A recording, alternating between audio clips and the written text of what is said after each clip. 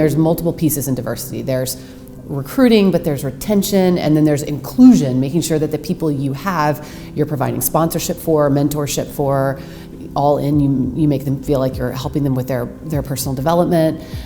We do all of that. We have women's ERG groups, and it's very formalized, and frankly, you have to drive it to make a difference, because the candidate pool, there's not as many women getting into finance. And I have to say, if there was one thing I could say to any woman out there coming through business school or undergrad or grad, it's a great opportunity to get in finance. Diversity is a really interesting topic. I think there's a number of ways in which that topic is being played through. One is our underlying investors are all asking us the question about how do we think about ESG, and they also tend to include diversity sometimes in that.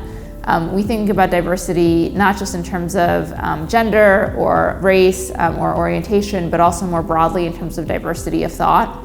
We want people with different backgrounds and experiences, because ultimately that leads to us making better investment decisions. We started a couple of committees internally. One of them was an ESG committee, and the other one was a diversity committee. And both of those are, the purpose is that we think these are important social and investment topics, and we needed to have a response to both of them. So on the diversity side, and this goes for the ESG side as well, we are trying to develop principles about how we think about diversity internally in our own investment process, team building, and those types of things, and how it impacts the investment decision-making process. So the lack of diversity has been an issue that we've been confronting since we started the business over a decade ago.